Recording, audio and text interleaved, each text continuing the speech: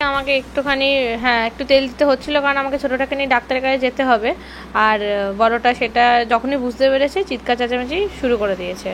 তো আমি ভাবলাম একটু বেশ সেজে গুজে একটুখানি বেরোবো, কিন্তু অ্যাজ ইউজুয়াল আমাকে জামা বার করতে দেখে উনি আগে চলে গেছেন ওনার মানে আমার সাজার জায়গায়, যে কী নিয়ে বার করছি সেগুলো দেখার জন্য। তো এখানে ডাক্তারের প্রেসক্রিপশন, আর আমি অলওয়েজ ভ্যাকসিন কার্ডটাকে ক্যারি করি, কারণ কখন কি দিয়েছি ডিওয়ার্মিংয়ের ব্যাপারটা অলওয়েজ ডাক্তাররা জানতে চান, তো যার জন্য সবসময় আমি এই দুটো ক্যারি করি। আমি একটু রিজাকে নিয়ে ডাক্তারের কাছে যাবো, একটুখানি চলে আসবো। আসলে রিও ঘুরতে বেড়াতে প্রচণ্ড পছন্দ করে, মানে ওর বাইরে ঘুরতে যাওয়াটা খুব পছন্দের ব্যাপার, কিন্তু রিজা একদমই পছন্দ করে না। মানে ওকে আমি যে হাঁটাতে নিয়ে যাওয়া হয় সেটাও ওর মানে এগেনস্টে, মানে ওর একদমই ওসব পছন্দ হয়। আর সেখানে একে না নিয়ে গিয়ে ওকে নিয়ে যাওয়া হচ্ছে, ও তো ভাবছে আমরা ওকে নিয়ে ঘুরতে যাচ্ছি। তো খুব ঝগড়াঝাটি চলেছে, আমার অনেকক্ষণ ধরেই ঝগড়াঝাটি হয়েছে আমার সাথে। তারপরে বাড়িতে এসে শুনেছি সে নাকি কাউকে ঘুমাতে দেয়নি, কাউকে মানে সবাইকে চিৎকার করে একদম তিতিবিরক্ত করে দিয়েছে। চলে আসবো আমি, 1 ঘন্টার মধ্যে চলে আসবো। বাবাকে কমপ্লেন করে কোনো লাভ নেই, পড়ে যাবি, পিছন দিয়ে পড়ে যাবি।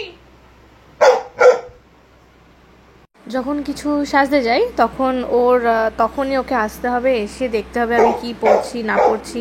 আবার লিপস্টিক পরলে বা মাস্কারা যদি আমি কখনো পরি, ও ঠিক বুঝতে পারে আমি ঘুরতে যাচ্ছি, তো মাস্কারার গন্ধটা খুব ভালো করে চেনে। মাঝে মাঝে আমি সিঁদুর দিয়ে একটু টিপও পরিয়ে দিই, কিন্তু যাই হোক আজকে একটু মনটা খারাপ, তো এই জন্য আজকে আর করতে চাইছে না।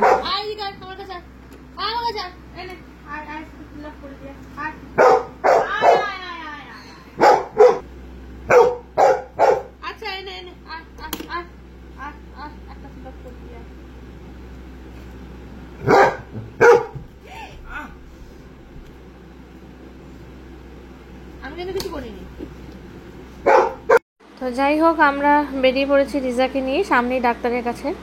আর উনি যখন মানে গাড়িতে বসবেন তখন ওনার পিছনের সিটটা পুরোটাই যায়, মানে আমরা দুজন যে বসেছি একটুখানি যে ঠেকিয়ে বসেছি পিছনটাকে। আমি সবসময় ভাবি যখন বেরোবো তখন একটা ভিডিও করব, কিন্তু আমি যখন বেরোই আমি কিভাবে বেরোই সে একমাত্র আমি জানি।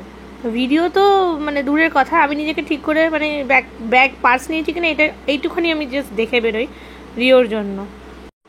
আমি জুতোটা পরিয়েছিলাম, যেহেতু বর্ষাকাল ওর পায়ে পথ ইনফেকশন হয়, তাই জন্য আমি জুতোটা পরিয়েই বাইরে নিয়ে গেছিলাম, যাতে কোনোভাবে ওর পায়ে নোংরা টোংরা না লাগে। রিজা বাইরে খুবই শান্ত, মানে ওকে যদি লিজ ছাড়াও হাঁটানো হয় ও আমাদের পাশাপাশি হাঁটে। কিন্তু এখানে এসেছিলেন একটা বিশাল বড় সেনবাহনের, তো ওনাকে দেখে উনি একটু ভয় পেয়েছেন প্রথমে, কিন্তু তারপরে দিলাম দুজনের মধ্যে ভীষণ ভালো একটা বন্ধুত্ব হয়ে গেছে, দুজনের দিকে তাকাচ্ছিল আসছিল, বেশ ভালো লাগছিল আমার। চলে এসো, ওইটা গাড়ি থেকে নামছে ওহো, এটা পড়ে নামো। হ্যাঁ লোক আসছে ওই জন্য বলছি, চলো নামো গাড়ি থেকে। বাবা রে বাবা, উফ। রিও নেমে এক পাক চক্কর মেরে তারপরে আসতো।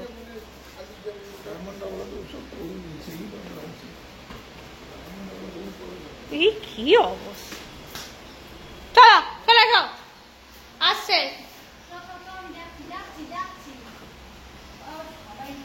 চলো, ছেড়ে দাও করবো ছেড়ে দাও, চলো